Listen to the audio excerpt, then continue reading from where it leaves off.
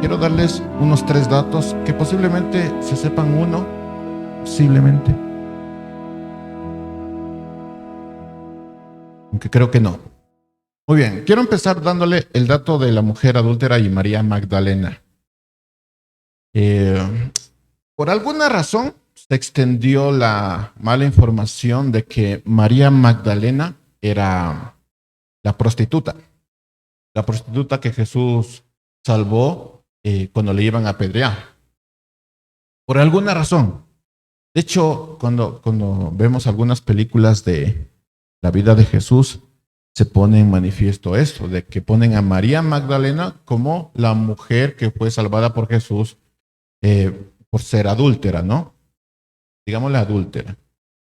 Sin embargo, la única referencia que tenemos de María Magdalena está en Lucas capítulo 1 hasta el 3, donde dice que era una mujer que se le quitó un espíritu inmundo. No se nos dice que es la mujer que Jesús salvó por ser apedreada. Es decir, María Magdalena no fue la prostituta, no fue la mujer infiel, no fue la mujer adúltera que Jesús salvó. Por alguna razón, la gente piensa que es así, que Jesús había salvado a esta mujer y que esa mujer se había convertido y se había hecho parte del grupo de Jesús y que esa mujer era María Magdalena, pero no es cierto. Eso es una mentira. Entonces, para que lo tengan en mente. Si lo sabían, ya, solo les recuerdo. Si no, les doy ese dato. Otro dato es el tema del jardín del Edén. Pregunta a todos los que han leído Génesis, siempre mencionan el jardín del Edén. ¿Por qué decimos jardín del Edén?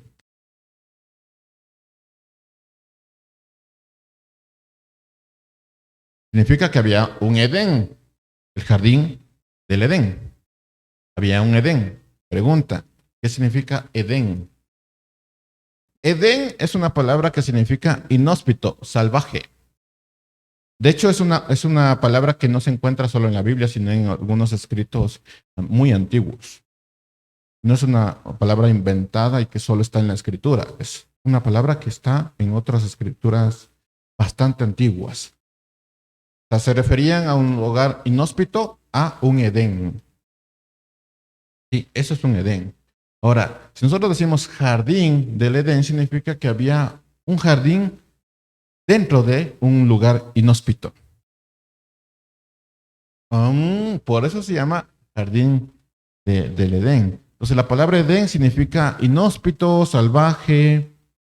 Es una palabra que es encontrada en otros escritos antiguos de Mesopotamia, cosas así, ¿no? Muy, muy antiguos se encuentra esta palabra Edén. Entonces, el jardín del Edén fue un jardín en un lugar salvaje.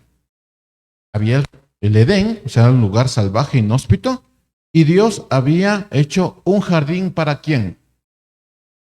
Para Adán y Eva. Era su casita. ¿Qué hubiera pasado si Dios les hubiera dejado en el Edén y no en el jardín del Edén? Piénselo. Se les hubieran comido los animales. Y eso es verdad porque en Génesis 2:19 dice que Dios trajo a Adán los animales para que les pusieran nombre. ¿Qué significa? Que en el jardín no había animales. ¿En dónde había? En el Edén. O sea, alrededor, en el lugar inhóspito, en el lugar salvaje. Entonces Dios le trae los animales al jardín para que Adán les diera nombre. Los animales no vivían en el jardín, vivían en el Edén. ¿Interesante? Ya tienen una respuesta ahí. Dentro del jardín habían los 2 árboles, eso sí sabemos. Y ya, era su casita. El jardín era su casita. No podía Dios dejarle en el Edén, en el lugar salvaje, porque pues, era peligroso, ¿no? Pobres muchachos ahí todos desnudos. Hubieran sido apetecidos por los leones y todo. Otro dato, el manto de Jesús. Si usted ve las películas o ha leído la Biblia, va a notar que Jesús dobló su manto. Cuando entraron María Magdalena, que no era la mujer adúltera, de que entra y ven el manto de Jesús doblado a la cabecera. Yo me pregunto, si ya resucitas, ¿era necesario doblar tu manto? ¿Qué piensan ustedes?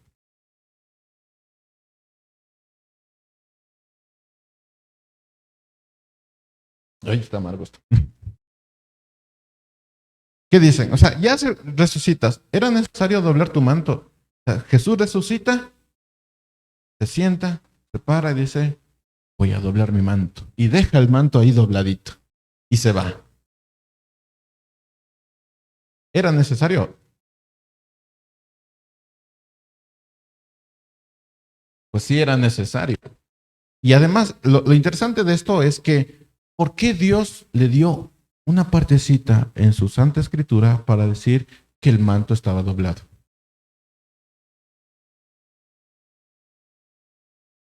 Porque está ahí. Y si está en la palabra, significa que es importante.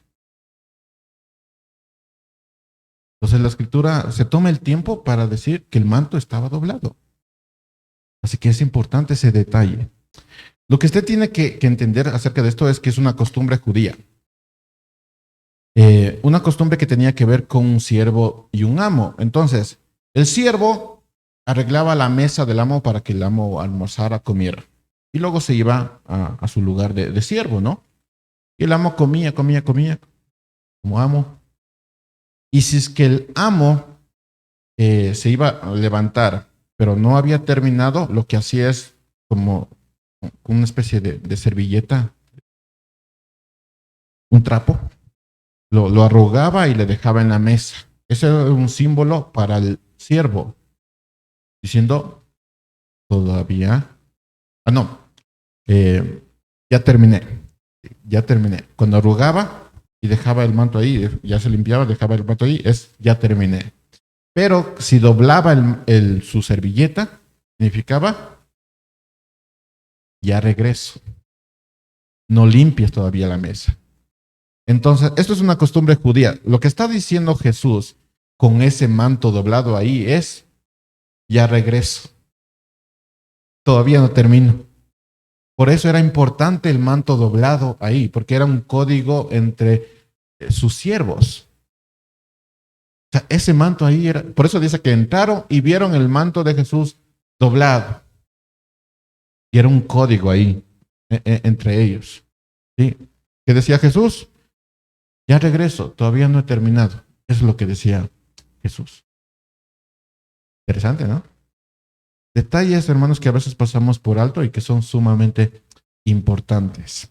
Una de las cosas, hermanos, de ser un pastor es responder preguntas. Esto va desde, pastor, ¿puedo bailar? Ah, o pastor, ¿puedo ver tal programa de televisión, tal película? ¿Puedo ver películas de terror? Así me preguntan. En serio que me preguntan. Hasta preguntas como, ¿qué es la salvación? ¿Cómo puedo ser salvo? Entre otras preguntas bastante complicadas, teológicas. Entonces, eso es un pastor. Es parte de ser pastor, es responder preguntas. Y ahí están a la medianoche enviando preguntas de esto. Estoy haciendo un devocional, pero me encontré con este texto. ¿Será verdad esto? Yo ahí en medianoche todavía respondiéndole. Eso es parte de ser pastor, de responder preguntas. Por eso un pastor tiene que estar constantemente estudiando. Algo que nosotros debemos entender es que todas las respuestas que un pastor puede dar van a requerir cierto conocimiento de la escritura. No es que yo pienso, yo digo, yo creo, sino que todas las preguntas deben tener cierto conocimiento de la escritura. Incluso esas preguntas de, pastor, ¿puedo bailar? ¿Puedo ver tal programa de televisión? ¿Puedo hacer esto? ¿Puedo hacer aquello? Preguntas simples, ¿no? Requieren cierto conocimiento de la escritura, porque si no estaría dando mi percepción y eso es un peligro que yo dé mi percepción. Y siempre tiene que haber una carga de la escritura. Ahora, ¿no les parece maravilloso que alguien escuche una pregunta? vaya a la escritura y diga, mira, aquí está la respuesta. Piénsenlo, piénsenlo. Tú le vas y le preguntas a una persona. Esa persona dice, mira, aquí está la respuesta. ¿No les parece maravilloso eso? De tener a alguien que vaya a la escritura y te diga, mira, aquí está la respuesta. Tu pregunta, aquí está la respuesta. ¿Puedo bailar? Mira, aquí está la respuesta. ¿Puedo ver tal película? Mira, aquí está la respuesta. No es mi percepción, es lo que dice la escritura.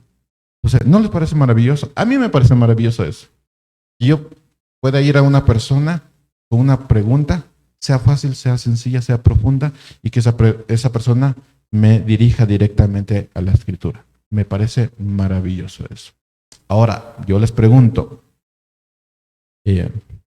más bien les hago la pregunta, ¿nunca se han preguntado que esto es algo que todos nosotros deberíamos hacer?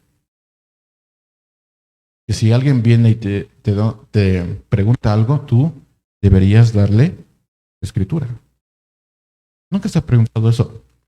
De, mamita, me pegaron en el colegio. ¿Tú qué vas a hacer? Y está la escritura. Mira, esto es lo que dice la escritura.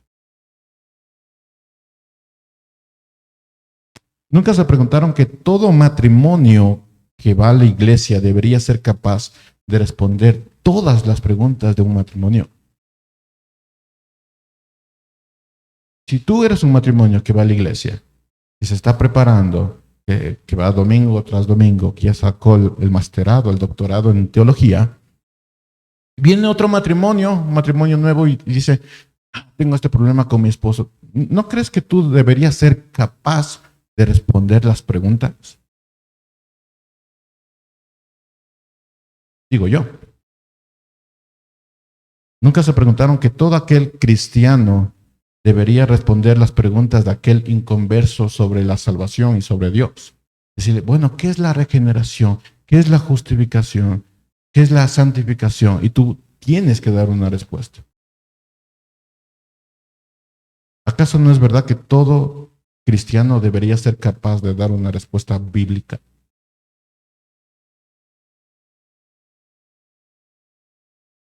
Dice Primera de Pedro 3:13, no, pueden buscarlo, si no, escúcheme.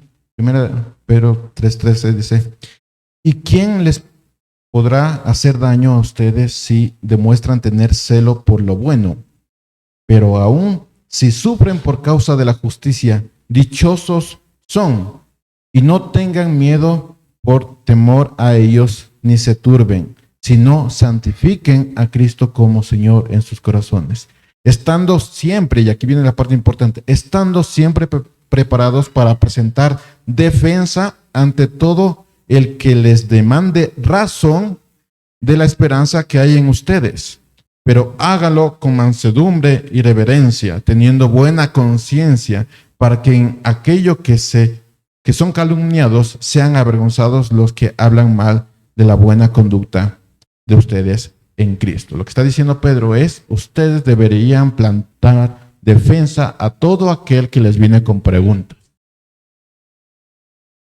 Todos los cristianos deberían tener una respuesta bíblica a preguntas complicadas, sencillas, algunas profundas, difíciles. Todos los matrimonios deberían responder a otros matrimonios sobre cuestiones del matrimonio. Todos. Sé que esto es una parte del pastorado, pero si lo piensa, es una parte de todos los cristianos. Todos los cristianos deberían responder cuestiones bíblicamente. Todos. Entonces viene un hijo y te dice, mamá, papá, ¿puedo tatuarme? Tú deberías tener una respuesta bíblica acerca de eso. No lo que tú piensas, no lo que tú crees, sino lo que dice la escritura. Todos. O mamá, papá, ¿puedo tener enamorada? ¿Qué es lo que dice la escritura? O viene otro matrimonio y te pregunta, mira, tengo problemas con esto. Tú deberías tener una respuesta bíblica acerca de eso. Eso es lo que se espera de un cristiano. Todos deberían tener una respuesta bíblica. Esto no es un trabajo solamente del pastor. Dicho esto, ahora sí, vámonos al texto. Hechos 17.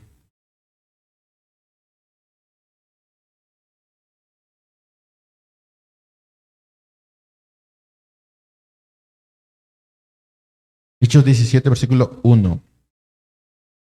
Dice, después de pasar por Anfípolis y Apolonia, miren, 2 nombres para hijos, Pablo y Silas llegaron a Tesalónica, donde había una sinagoga de los judíos. Ahora, permítame, porque hace tiempos que no predico, permítame darles todo un resumen de dónde nos quedamos y cómo está la situación y por qué es importante estos datos.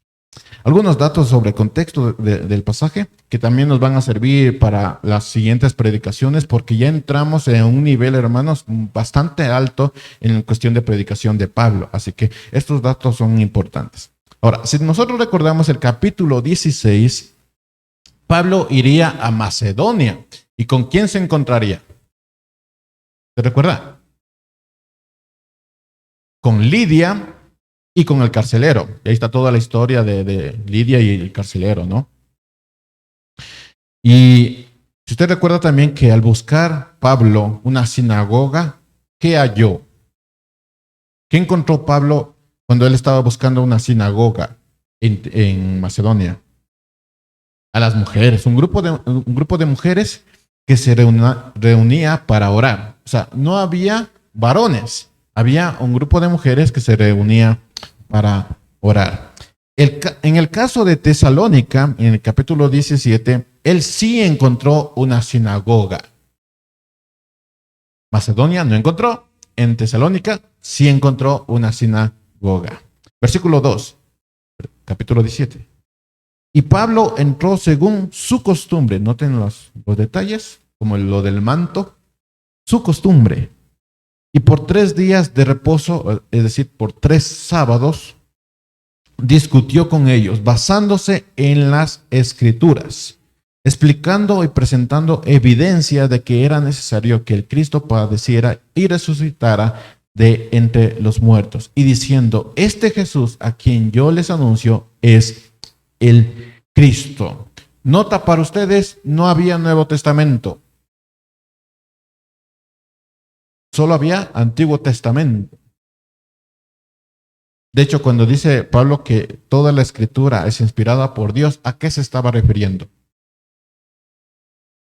Al Antiguo Testamento, porque no había Nuevo Testamento. Se estaba construyendo recién. Entonces, no había Nuevo Testamento. Entonces, ¿cómo le dices a una persona que Jesús es el Cristo? Solo con las profecías. Así que Pablo tuvo que tener gran conocimiento de profecías. Pablo estaba argumentando la identidad de Jesús, que es el Cristo, con el Antiguo Testamento. ¿Usted ha leído el Antiguo Testamento? Algunas partes son bien densas. El tema de profecía es bien denso. Y una de las cosas que nosotros debemos notar es que la argumentación de Pablo va a ser mucho más formal. Y esto se debe a que se encuentra en ciudades con influencia griega. O sea, con académicos. O sea, él está entrando a una sinagoga de académicos. Es como si usted se fuera a una universidad donde ya están pasando el posgrado, el masterado, el doctorado, y les fuera a hablar de Cristo. Eso es lo que está haciendo Pablo. Yéndose a una sinagoga ya de académicos. Personas que eran filósofos, letrados, personas que les gustaba el conocimiento, que tenían por diversión ir a adquirir conocimiento. Así que era necesario que las evidencias que estaba dando Pablo fueran mucho más formales, más académicas, más sabias.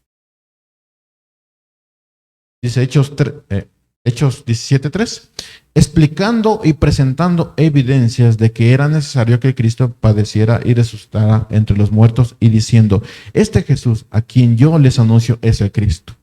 Algunos de ellos creyeron y se unieron a Pablo y a Silas, junto con una gran cantidad de griegos temerosos de Dios y muchas de las mujeres principales.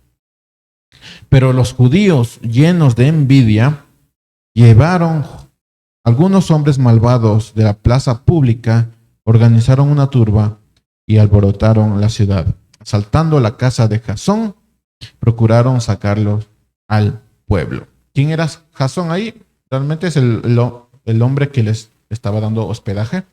No tenemos mucha información de quién era Jasón, solo sabemos que era la persona que le estaba dando hospedaje. Versículo 6. Al no encontrarlos, arrastraron a Jasón. ¿Qué culpa tenía Jasón? Arrastraron a Jasón y algunos de los hermanos ante las autoridades de la ciudad gritando, esos son, esos que han trastornado al mundo han venido acá también.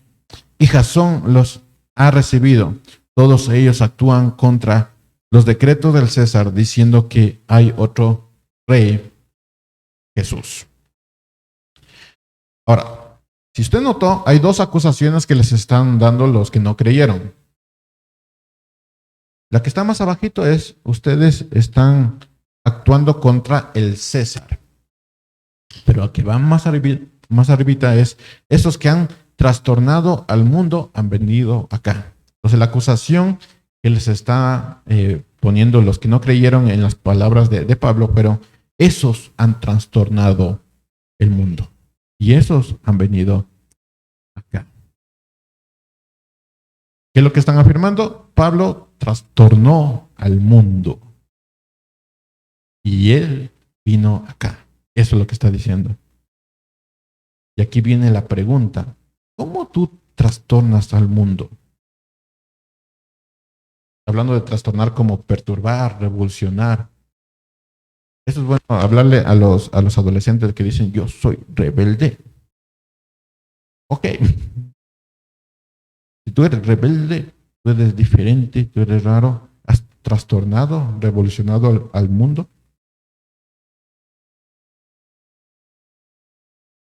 ¿Cómo trastornas al mundo?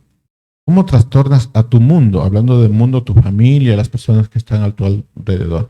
¿Cómo haces una revolución? Bueno, los versículos 2 y 3 nos dan la respuesta por medio de la palabra de Dios. Así trastornas al mundo. Esta mañana vamos a profundizar en esa pregunta de cómo hizo Pablo para trastornar al mundo.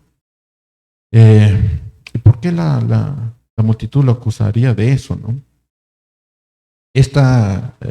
La respuesta va a tener como 7 puntitos que yo les voy a dividir en 3 puntitos para hacerlo más fácil. Las que parecen menos evidentes, pero no son, que son 5 características. Vamos a unir las 5. La que es necesaria que sea evidente. Esa es una característica. Y la que es evidente y necesaria. Parece trabalenguas. Pero a mí me gustó los títulos, así que le dejé ahí. Eso, entonces son 5 características. Voy a empezar con las que parecen menos evidentes, pero no lo son. Déjenme darles una nota ahí, y es que la escritura no nos va a dar precisamente estas características, pero ahí es cuando uno tiene que empezar a buscar y buscar y buscar y ver quién era Pablo, por qué Pablo trastornó al mundo, su vida, quién era Pablo. Entonces, estas características parecen ser menos evidentes, pero son sumamente importantes. ¿Quién era Pablo? Primero, si tú quieres trastornar al mundo, revolucionar al mundo, tienes que tener una relación con Dios.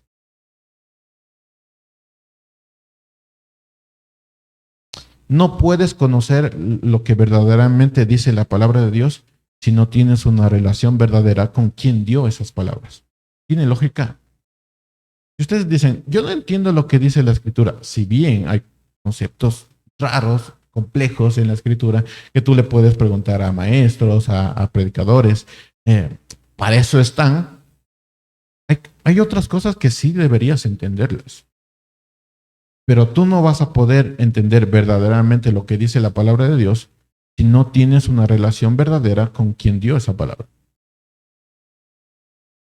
Hasta que no tengas una relación personal con Jesús, la Biblia va a ser solamente un libro cerrado. Y lo interesante de esto es que puedes rescatar algunas verdades, una que otra verdad por aquí, y las vas rescatando y las vas acumulando y dices, no, la Biblia dice esto. Y sí, puedes rescatar unas cuantas verdades. O puedes decir, no, tal predicador dijo esto, y tú vas anotando y después dices, no, esto es lo que dice la palabra de Dios. Y sí, puedes rescatar unas cuantas verdades, pero no las entiendes.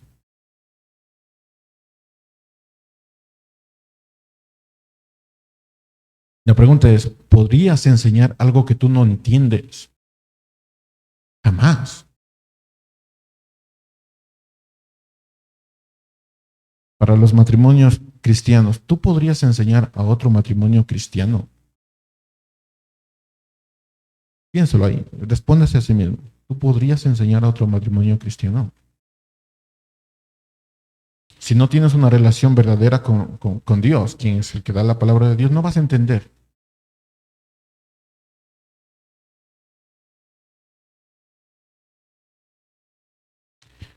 La segunda característica para trastornar nuestro mundo es tener un corazón enseñable. ¿Y cuán difícil es tener un corazón enseñable? Ni les cuento, hermanos, las cosas que uno pasa. No puedes conocer lo que verdaderamente dice la palabra de Dios si no tienes un corazón limpio, un corazón apto para recibir. Si ya tienes un concepto y vienes a la iglesia y dices, no, la mujer, la María Magdalena era la mujer adúltera, porque me lo dijeron. Pero si tú no vienes con un corazón apto para ser enseñado, no vas a entender. Tenga en mente que los pecados no perdonados, arraigados en nosotros, obstruyen nuestro entendimiento. Entonces, obviamente, si una pareja nueva te pregunta a ti, pareja vieja, sobre cuestiones del matrimonio, y tú tienes pecados metidos ahí, ocultos, obviamente no vas a poder dar una respuesta. Porque los pecados obstruyen nuestro entendimiento. Entonces vas a empezar a dar cuestiones ahí súper raras, ¿no? De, abandónale, no, abandónalo. ¿Cómo vas a estar ahí? Eso es pura carne, si lo piensas, ¿no? Pura carne, ¿no? Y no resuelves nada.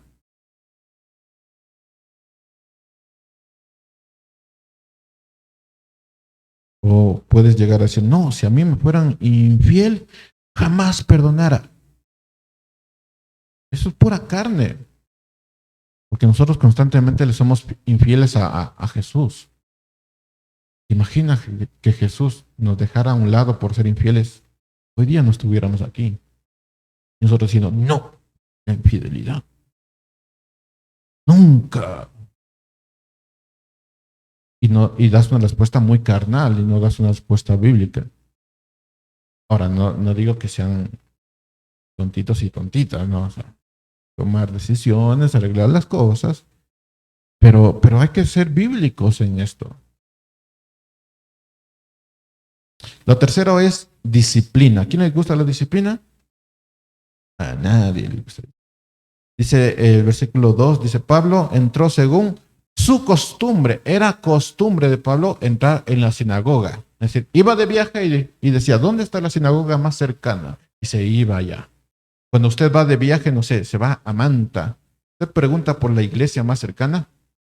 Jamás. Dice, ¿dónde está la atracción más barata? ¿Dónde están los restaurantes más ricos? Y se va allá. Pero Pablo no, iba de viaje y se encontraba y decía, ¿dónde está la sinagoga más cercana? Y iba para allá porque era su costumbre. Disciplina, ¿no? Disciplina. Hermanos, los cristianos tienen que ser gente de iglesia. Gente que va a la iglesia. Gente que si sale a otro lugar dice, ¿dónde está la iglesia? Voy para allá. Los cristianos deben ser gente de iglesia. Pablo era gente de iglesia. O sea, según su costumbre, iba a la sinagoga. Y dice que por 3 días de reposo consecutivo, discutió con ellos basándose en la escritura. Hermanos, tú no puedes conocer lo que verdaderamente dice la escritura si no pasas del deseo a la disciplina. A mí me gustaría conocer toda la escritura, pero estoy muy ocupado. Sí, a mí me encantaría conocer, pero estoy muy ocupado. ¿Qué hay que hacer? Pasar del deseo a la disciplina. Hay que estudiar. Para que tú des respuestas bíblicas a los hijos, a los vecinos que te caen mal, tienes que estudiar. O sea, no puedes basarte en lo que dijo una persona. Tienes que estudiar. Tienes todo una semana para estudiar, para tener respuestas, para decir, mira, el jardín del Edén no ha sido un lugar bonito. El jardín era bonito, el Edén no, el Edén era terrible, terrible. Y Dios les hizo una casita y qué bonito Dios, ¿no? Hace una casita y es una respuesta bíblica. Pero tienes que estudiar. Así que tienes que ser disciplinado. Mire, hasta algunos meses me encontré desgraciadamente con un video donde había un pseudo profeta que ayudaba a la gente a adelgazar, hacerse más flaca. Decía, vengan hermanitas, vamos a orar por usted para que sea más flaca. Y les medía y decía, miren cómo está.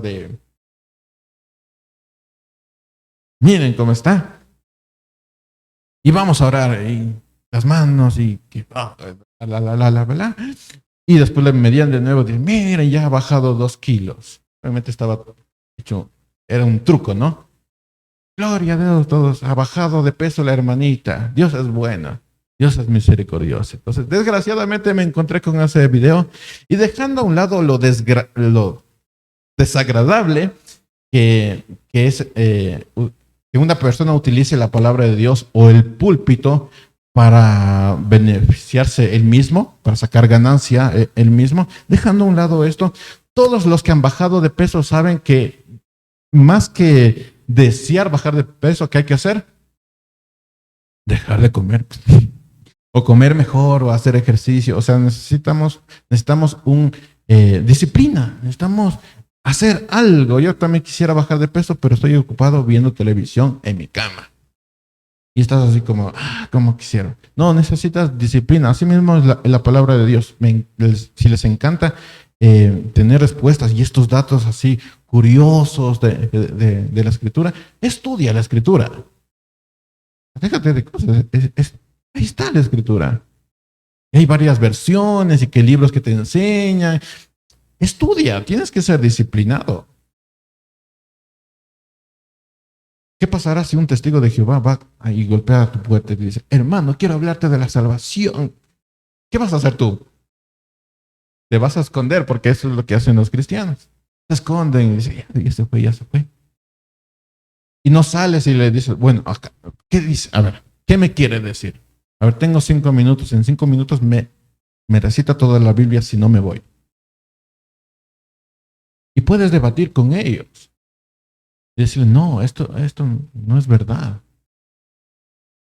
Y algunas cosas de ellos sí son verdad, porque también puedes rescatar algunas verdades. Yo lo había comentado esto, pero es un truco que viene un testigo de Jehová y dice, claro que sí, entra a mi casa. Entra. Pero antes de que me enseñe, vamos a orar a nuestro Señor y Salvador Jesucristo.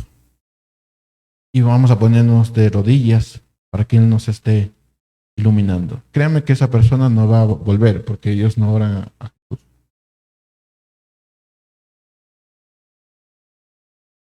No lo utilice como para espantar, pero es un dato, ¿no? ¿En dónde me quedé? Así en la disciplina. Entonces, para conocer la escritura, tú necesitas más que un deseo, necesitas disciplina. Y Pablo, pues, comía la escritura.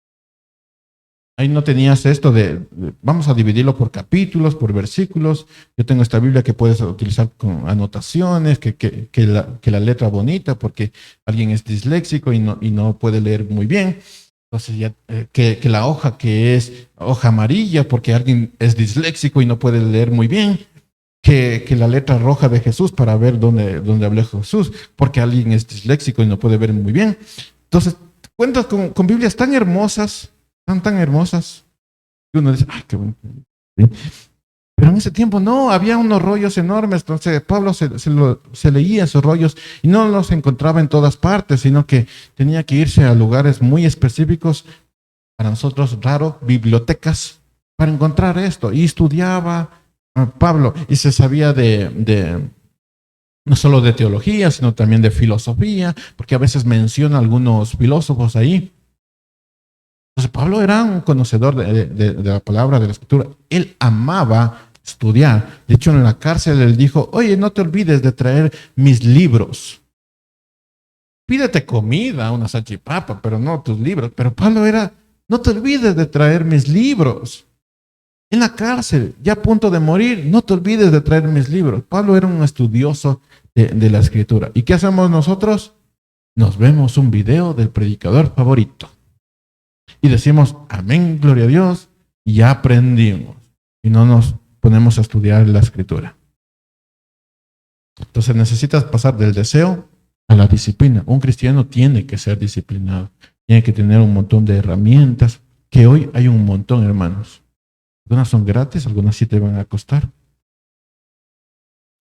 Pero tienes que ser un estudioso. ¿Para qué? Para que cuando un adolescente te diga, papá, mamá, estoy triste, tú puedas darle una respuesta bíblica.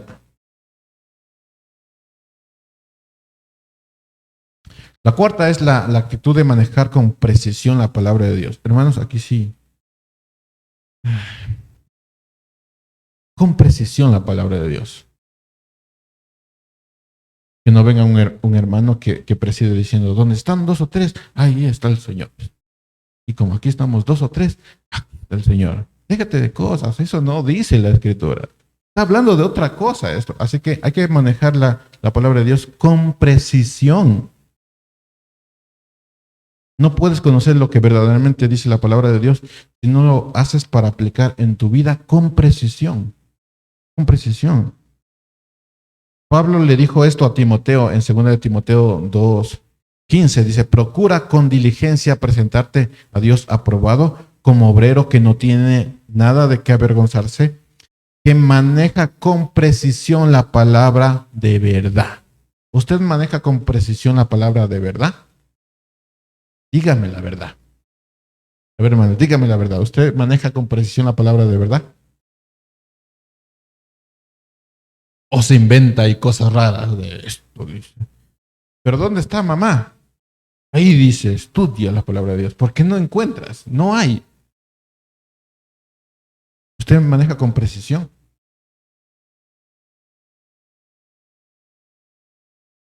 Con precisión, hermano. Y cuando les estés hablando a los niños sobre Salomón y le dices, no, es que Salomón, ¿sabes lo que pidió Salomón a Dios? Le pidió sabiduría. ¿Sabe lo que significa sabiduría ahí? Inteligencia, coeficiente intelectual. No sabiduría esa de lo alto, sino inteligencia. Salomón se volvió un genio, hermano, pero no sabio, porque por eso tuvo más de mil mujeres. Y uno dice, pero ¿por qué Salomón, pidiéndole sabiduría a Dios, tuvo más de 1000 mujeres? ¿Será que el inteligente tiene más de 1000 mujeres? No, y es que la palabra sabiduría ahí es inteligencia, es coeficiente intelectual. Y fue botánico, fue arquitecto, fue sociólogo, escribió libros, poemas, fue sumamente inteligente, porque eso fue lo que le pidió a Dios, no fue esa sabiduría de lo alto, y por eso cayó Salomón. Con precisión, hermanos. Yo lo había dicho, pero cuando los maestros digan, vamos a hablar del hijo pródigo, y un niño te diga, maestro, ¿qué significa pródigo? Tú puedes darle una respuesta con precisión. No les pregunto, pero piénselo, ¿qué significa pródigo? Para los que lo están pensando, no significa el que regresa, por si acaso. El hijo que regresa no significa pródigo, significa otra cosa. Entonces hay que manejar la Biblia con precisión. La palabra aprobado que Pablo le está diciendo a Timoteo no se refería a la salvación o para la salvación, porque ya era salvo. Cuando alguien nos ve estudiando, esto es lo que significa, cuando alguien nos ve estudiando la escritura para estar listos para la prueba y después nos ve pasar la prueba porque estuvimos listos, ¿qué va a pasar con esa persona? Y dice, claro, tiene razón. La respuesta estuvo en la escritura. Y nos va estudiando ahí, estudiando, y luego viene la prueba y pasamos la prueba así como, la prueba así. Sí. La persona que está alrededor dijo, claro, tiene sentido. Ahora sí puedo entender por qué tenemos que estudiar la palabra de Dios. Pero si te ve de problema en problema y tú quejándote de por aquí y por allá y después tomando la Biblia de vez en cuando y diciendo, hoy tengo tiempo, te voy a dar 15 minutos y después viene la prueba y después no puedes pasar la prueba, ¿qué va a pasar con los hijos o los que están alrededor? No van a querer nunca tomar la escritura como algo para estudiar. Eso es lo que pasa. Pero si te ven a papá, mamá, a las 10 de la noche, yo no sé, estudiando los dos juntos, la escritura, algo pasa. Trastorna el mundo de los que están alrededor cuando tú manejas con precisión la palabra de Dios en tu vida. Dice Santiago 1:25, pero el que mira atentamente a la ley perfecta, la ley de la libertad, y permanece en ella, no habiéndose vuelto un oidor olvidadizo, sino un hacedor eficaz, este será bienaventurado en todo lo que hace. Entonces mira la escritura y dice, y lo aplica a su vida.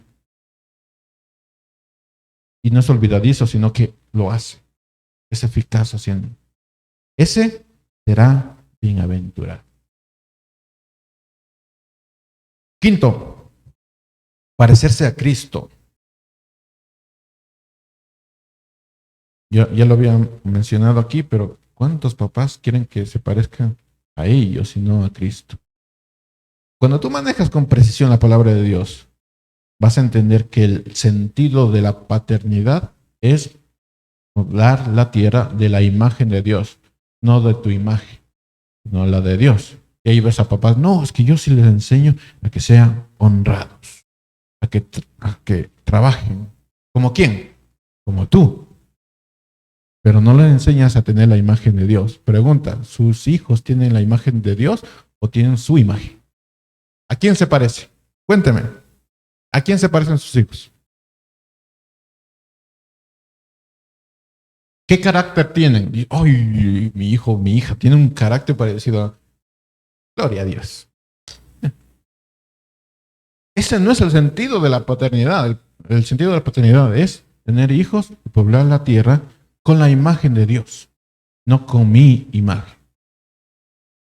Entonces, si le vas a enseñar que sean honrados, que sean trabajadores, que tengan la imagen de Dios, no tu imagen. A propósito de esto, corte comercial, ya que vamos a tener una hija, a mí me preocupa algo que a veces es como...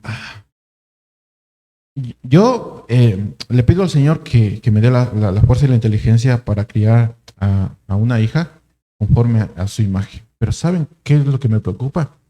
Es que si en algún momento ella decide tener pues enamorado y luego casarse, es que yo no he criado a mi yerno.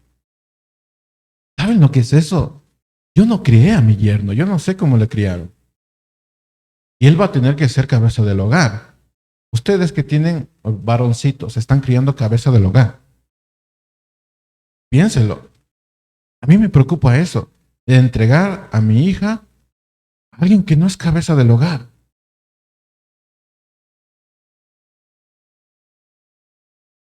Terrible, ¿no? A mí esto sí me... Porque yo puedo... bueno, otro día conversamos sobre las preocupaciones, ¿no? Las preocupaciones y los malos sueños que tengo. Eso, hermanos. ¿En qué iba? Parecerse a Cristo. Entonces, nosotros cuando estudiamos la palabra, no es que vamos a ser mucho más inteligentes. Déjense de cosas. Cuando nosotros estudiamos más la la palabra, nos vamos a tener que parecer más a Cristo. Dato ahí interesante cuando alguien dice, yo sí oro todos los días, leo la Biblia todos los días. Viene con eso, ¿no? A mí me da unas ganas de decirle, porque si tú oras, tienes un encuentro con el Señor, te vas a parecer al Señor. Pero sigues actuando de la misma manera, sigues hablando de la misma manera, no cambias tu forma de hablar, de expresarte, de amar, no, tu forma de servir. Y tú dices, no, es que yo estoy orando, yo leo la escritura, pero no cambias. Es que eso no puede ser. O sea, ¿cómo es que alguien que está orando constantemente no cambia? ¿A quién le estará orando, hermanos? Porque no pasa. O sea, ¿cómo es que la escritura no te transforma? Hermanos, el mundo está lleno de quienes piensan que tienen la solución de todos los problemas. Y ahí está, tienes que hacer esto, tienes que hacer aquello. Sin embargo, hubo una persona que lo cambió todo. ¿Cómo se llama esa persona? Cristo. Cristo lo cambió todo. En Él hay solución. Así que si quieres trastornar al mundo, parécete a Cristo. Porque solo en Él hay transformación. Hay la canción, ¿no? Señor, eh, permíteme ser como tú, porque mis hijos quieren ser como yo. El único que transformó todo fue Cristo, no tú. Así que si quieres trastornar, cambiar la vida de los que están a tu alrededor, ¿a quién tienes que parecerte? A Cristo. No hay otro. Ahí sí lo puedes enseñar buenos modales, buenas costumbres, también es parte de, pero se van a parecer a ti y no a Cristo. Y ahí viene la persona que tiene hijas y dice, ay, Dios mío, porque me preocupa eso. Así que el único que pudo transformar la vida de alguien fue Cristo, no tú. Parécete a Cristo. He mencionado 5 cosas que hizo Pablo que transformaron el mundo. Cosas que tenía que ver con Pablo, pero también hizo algo más. Y aquí viene la sexta, ¿no? Versículo 2, Hechos 17:2, dice, Pablo entró según su costumbre, era su costumbre, y por 3 días de reposo discutió con ellos basándose en las escrituras, explicando y presentando evidencias que era necesario que Cristo padeciera y resucitara entre los muertos, y diciendo, este Jesús a quien yo les anuncio es el Cristo. ¿Cuál es la sexta? Ser intencional. Tienen que ser intencional. Ya tienen que ir allá y hablarles de la escritura. Ya se parecen a Cristo, ya tienen la actitud de manejar con precisión la escritura, ya tienen una relación con el Señor. Ok, vayan, vayan allá y discutan. Esta característica necesita ser evidente. Vayan, hablen, organicen, creen un espacio para leer la escritura. Hagan algo. No pueden sentarse y decir, bueno, cuando tenga tiempo, cuando quiera, ahí vamos a hablar. Claro, porque como no te ven estudiando la palabra de Dios, y si te ven estudiando la palabra de Dios, aparece una prueba y tú no pasas la prueba, tú dices, ¿para qué estudio? Entonces, cuando tú organizas una reunión, pues obviamente no van a querer estar en esa reunión. ¿Por qué? Porque no le ven ningún sentido. Así que hay que ser intencional. Ve, haz algo. Ve con ellos. Pregúntales, ¿necesitas algo? ¿Tienes alguna pregunta? Ve con ellos. Sé intencional. Si no somos intencionales, entonces, ¿cómo el mundo va a ser sacudido? Si vamos a esperar a que estén bien. Ve con ellos. No cuando estén bien, cuando estén de buen humor. Adolescentes, ¿no? Cuando estén de buen humor, ahí les voy a hablar. Déjense de cosas. Vayan. Porque no hay tiempo que perder. A veces veces pensamos que tenemos la vida, vamos a vivir unos 200 años y no es así. En cualquier momento, se va, se perdió. ¿Qué hiciste tú? Nada. Esperaste a que todo estuviera bien. No, ve y háblales. Pero recuerde, ser intencionales tampoco tiene ningún sentido si tú no tienes una relación con Dios. ¿Con qué palabras le vas a hablar? ¿Con las tuyas? No. Tienes que tener una relación con Dios, tienes que tener un corazón que acepte la palabra, que sea, que esté listo para aceptar la palabra, que tiene disciplina, que tienes la actitud de manejar con precisión la palabra de Dios, que te pareces a Cristo. Si no tienes estas cosas, ser intencional no tiene ningún sentido. Y por eso los adolescentes dicen, otra vez la palabra, el devocional, qué triste. Claro, no, ni siquiera eres disciplinado porque dices, vamos a hacerle los viernes a las 10 de la noche. Pero no estás a las 10 de la noche, estás a las 11. Y dices, no, hoy no, estoy cansado. ¿Qué clase de disciplina es eso? Tienes que ser disciplinado. Si es a esa hora, es a esa hora. Y les enseñas también, ahí les enseñas disciplina. ¿O acaso en los trabajos no nos piden llegar temprano? ¿Cómo les enseñas? Ahí, con esas cosas. Ahí les enseñas. Escuché esta frase que lo resume todo. Lo que nuestro mundo necesita es alguien que conoce a Cristo, que se parezca a Él y que corra a dar respuestas a las preguntas que el mundo tiene. Eso es lo que necesita el mundo. Lo que el mundo necesita es a cristianos que digan, voy a hacer todo lo necesario para alcanzar mi mundo para Jesús. Eso es lo que necesitamos. Cristianos con ese estilo. Miren, les voy a contar una historia. Un pastor le pregunta a un joven, tal vez sea real, tal vez no. Guiño, guiño. Un pastor le pregunta a un joven, ¿eres cristiano? Y el joven respondió, claro que sí, yo voy a la iglesia. Y después le hizo otra pregunta, ¿estás viviendo para Cristo? Y el joven dijo, claro que sí, yo voy a la iglesia. Y le volvió a preguntar, entonces, ¿qué es ser cristiano? Y el joven respondió, ir a la iglesia. El pastor le dijo, ¿acaso no sabes que ser cristiano es más que ir a la iglesia? Si vas a la iglesia es para que seas desafiado, para que seas cambiado, para alimentarte, para adquirir herramientas. ¿Para qué? Para cumplir la misión de Dios. ¿Cuál es la misión de Dios que nos ha entregado? Prediquen el evangelio. ¿Cómo vas a ir a predicar el evangelio si no tienes disciplina, si no tienes una relación con Dios? Si crees que ser cristiano es ir a la iglesia y cumplir.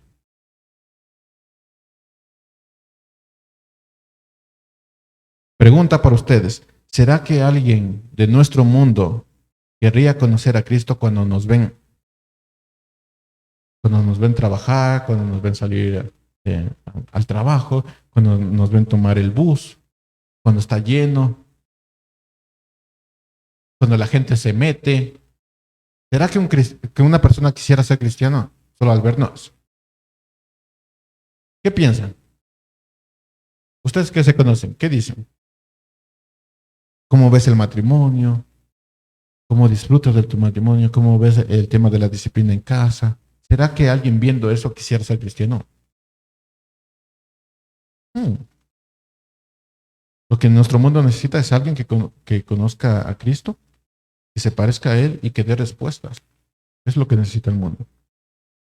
¿Cómo más revolucionar nuestro mundo? Ya dijimos, con una relación con Dios, con un corazón enseñable, con disciplina, con la actitud de manejar con precisión la palabra de Dios. Voy a ser enfático de esto, hermanos, con la actitud de manejar con precisión la palabra de Dios, porque si tú no conoces la escritura, puedes decir cualquier cosa.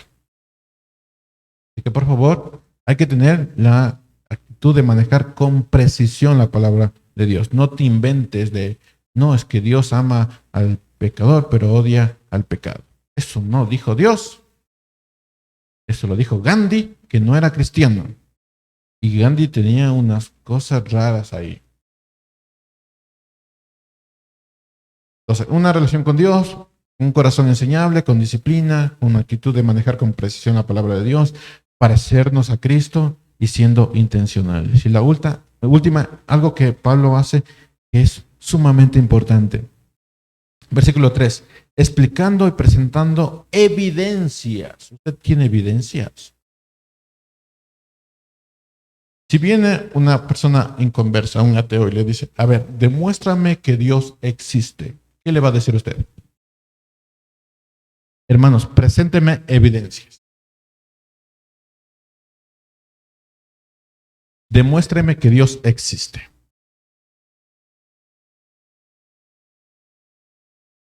¿Qué le va a decir? No, es que es una cuestión de fe y el que no tiene fe pues no puede entender esto, ¿no?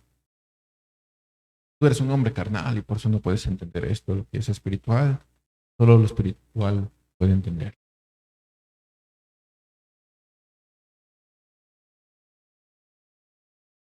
¿Qué diría? Si alguien viene y le dice, demuéstrame que Cristo existió. Demuéstrame que Dios existe. Demuéstrame. ¿Tendría evidencias? ¿Sería capaz de conversar de tú a tú?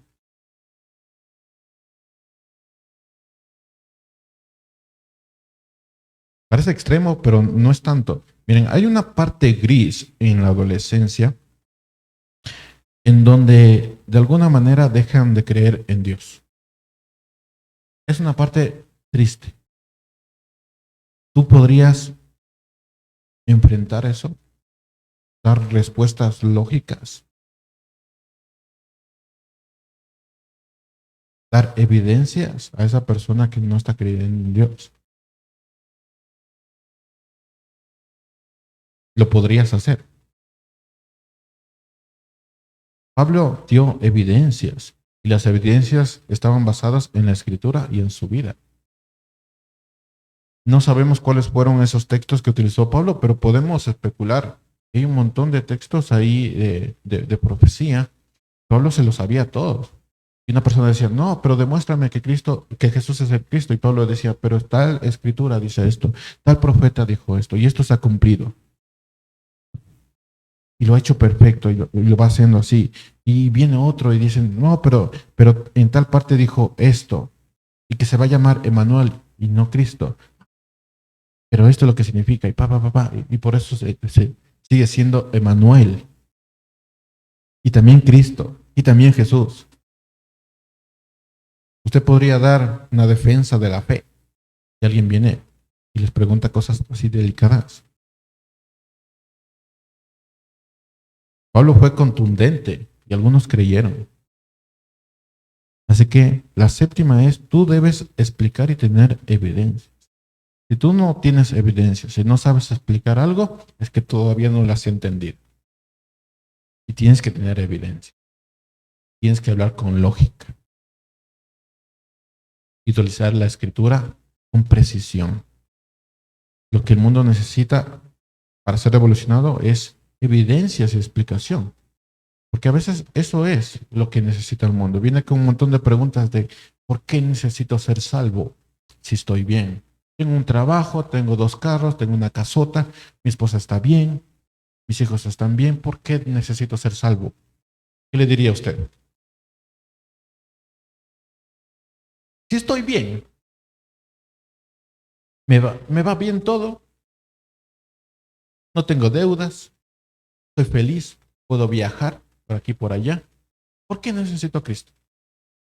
¿Qué le diría a usted? Hermanos, si no podemos dar evidencias claras a alguien, y de hecho lo voy a mencionar, pero hay personas bastante inteligentes. Ahorita lo estamos haciendo así súper suave, pero hay personas con bastante conocimiento. ¿Cómo lo llegas a ellos? ¿Cómo le hablas a un científico de la creación? Científico. ¿Cómo lo haces? Si no tienes evidencia, si no has estudiado. A propósito, sí está aquí. Solo hay que estudiarlo bien. Yo te pregunto, ¿qué pasaría cuando te encuentres solo y tengas que debatir con alguien sobre tu fe? ¿Qué harías? ¿Qué pasaría cuando tengas que hablarle a otro matrimonio de lo miserable que se encuentra ese matrimonio? ¿Qué pasaría? ¿Los convencerás? ¿Tú crees que les vas a convencer? tienes las suficientes evidencias intelectuales y el testimonio para convencer a una persona. Dice Hechos 17:4. Algunos de ellos creyeron y se unieron a Pablo y Silas, junto con una gran multitud de griegos temerosos. O sea, gente sabia, inteligente, que le gustaba el conocimiento. Griegos temerosos de Dios y muchas de las mujeres principales. Así que es evidente, hermanos, que el mundo de estas personas fue trastornado. Pablo lo dijo tan claro, con tantas evidencias, que estas personas dijeron, es verdad, es verdad. Y no lo dijo a cualquier persona, lo dijo a personas que les encanta, que por deporte iban a buscar conocimiento. Y creyeron, era tan preciso Pablo para utilizar la escritura, tan preciso. Ahora, tengan en mente esto, así como hay personas que escucharán, también hay personas que están preparados para la pelea. Dice versículo 5, pero los judíos, llenos de envidia, llevaron algunos hombres malvados de la plaza pública, organizaron una turba y alborotaron la ciudad. Asaltando la casa de Jasón, procuraban sacarlos al pueblo. Un comentario menciona que estos hombres malvados que se menciona aquí eran personas que se dedicaban a aplaudir o a abuchar. Entonces, si alguien decía, te voy a pagar $10 para que me aplaudas mientras yo estoy exponiendo la palabra, esta persona decía, claro que sí, traiga esos $10 y empezaron a aplaudir. ¿Su negocio cuál era? ¿Su trabajo cuál era? Aplaudir o abuchear. Entonces, estos judíos que ya conocían a estas personas, a este grupo de personas, traen para que hagan bulla, para que les apoyen ahí. Versículo 6 dice, al no encontrarlos, arrastraron a Jasón y algunos de los hermanos ante la autoridad de la ciudad, gritando, estos que han trastornado al mundo han venido también acá. Y Jasón los ha recibido. Todos ellos actúan contra los decretos del César, diciendo que hay otro rey, Jesús. Y alborotaron a la multitud y a las autoridades de la ciudad que oían esto. Escuchen esto, hermanos. Si bien hay personas que van a ser capaces de escuchar, hay otras personas que se están preparando para dar la pelea. Hay personas que estudian la escritura para ir en contra de la escritura y que te sacan un montón de datos ahí científicos y te corroboran y uno diciendo, no, es que hay que creer. No, hermanos, hay personas que se están preparando para dar la pelea. Los demonios saben de la escritura. Y no es posible que nosotros, siendo cristianos, no sepamos dar la pelea. A mí algo que me espantó es el hecho de que hoy la educación teológica es muy secular. Es decir, puedes encontrar en cualquier momento. Y nadie te dice si eres cristiano o no eres cristiano. Puedes entrar a una universidad con una carrera de teología y te gradúas de teólogo, pero no eres cristiano. Así está el mundo. Personas que están estudiando teología para dar pelea.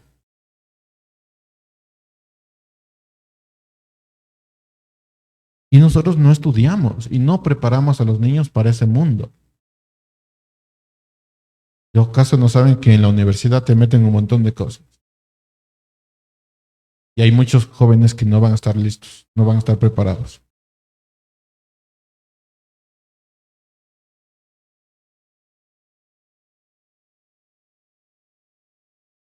El mundo tiene preguntas, hermanos. Las personas de nuestro mundo tienen preguntas. ¿Serás tú la persona que pueda responder a esas preguntas? Con evidencias, con tu vida, con testimonio. Lógicamente, intelectualmente, convencerás a los que están a tu alrededor. ¿Serás tú quien revolucione el mundo que está de las personas que están a tu alrededor? ¿Serás capaz? ¿Harás algo por las personas que están en tu mundo? ¿O les dejarás nomás? No, que el Señor después los trate. Que sí pasa. pero nos deja un trabajo y es ir y predicarles. Y si necesitan más evidencias, estoy preparado para la evidencia. Y si creen a la primera, gloria a Dios. Y si necesitan más trabajo, seguir trabajando con ellos. Ese es nuestro trabajo. Y hay que hacerlo. Así que si quieres realmente trastornar el mundo a tu alrededor, hijos, esposo, esposa, los que están a tu alrededor, hermanos, padres, tú tienes que tener una relación con Dios, tú tienes que tener un corazón enseñable, tú tienes que tener disciplina, tienes que tener la actitud de manejar con precisión la palabra de Dios. Necesitas parecerte a Cristo, tendrás que ser intencional y necesitas saber dar evidencias. Quiero terminar con esto. Pablo no regresó a Tesalónica, pero dedicó 2 cartas, las 2 cartas que tenemos de Tesalonicenses. Y en su primera carta dice algo muy, muy precioso. Dice primera de Tesalonicenses 5:8. Lo voy a leer en la Nueva Traducción Viviente. Dice: ahora la palabra del Señor está siendo anunciada, saliendo de ustedes a gente de todas partes. O sea, tenían evidencias y siendo Tesalónica, hablaba a otros. Aún más allá de Macedonia y Acaya, pues a donde quiera que vamos encontramos a personas que nos hablan de la fe que ustedes tienen en Dios. No hace falta que se la mencionen, que la mencionemos, pues no dejan de hablar de la maravillosa bienvenida que ustedes nos dieron y de cómo se apartaron de los ídolos para servir al Dios vivo y verdadero. ¿Cuál era la misión de Tesalonicenses, de los de Tesalónica? Fueron y predicaron con evidencias. Versículo 10 dice: también comentan cómo ustedes esperan con ansias la venida desde el cielo del Hijo de Dios, Jesús, y lo manifiesta, Jesús, a quien Dios levantó de los muertos. Él es quien nos rescató de los errores del juicio, de los horrores del juicio venidero. ¿Qué hicieron los de Tesalónica? Impartieron la palabra de Dios, predicaron. ¿Con qué? Con evidencias. Porque dice a Macedonia, que eran también gente preparada, y Acaya, que también era gente preparada. Dieron con evidencias. ¿Necesitaron ir todos los domingos al culto? No, hermanos. La palabra. Se dedicaron a estudiar la palabra. Cuando Pablo les predicó, dijeron: yo también quiero saber todo eso que Pablo sabía. Me dedico a estudiar la palabra. Y después voy al mundo y les predico con evidencias. Claro. Y les explico. ¿Eres tú ese hombre o esa mujer? ¿Puedes ser capaz de predicarle al mundo? Que viene una persona con un doctorado en filosofía y le puedes decir: este es el Dios verdadero. ¿Serás capaz? ¿Puedes realmente trastornar el mundo de los que te rodean? ¿Puedes responder las preguntas de los adolescentes, de los que perdieron la fe, de los matrimonios que están en problemas? ¿Puedes responder las preguntas? ¿Serás capaz?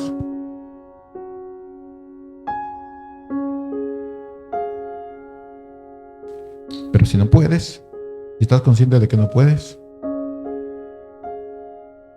puedes mencionar esto en oración. A quien sea, Señor, dame la oportunidad de trastornar su mundo. A quien sea. Tal vez te conceda Dios el privilegio de trastornar el mundo de un amigo, de un compañero de trabajo, de tu jefe. O si tienes más suerte todavía, puede darte Dios la oportunidad de trastornar el mundo de tu esposo, esposa, de tus hijos. A quien sea, Señor, dame la oportunidad de trastornar tu mundo.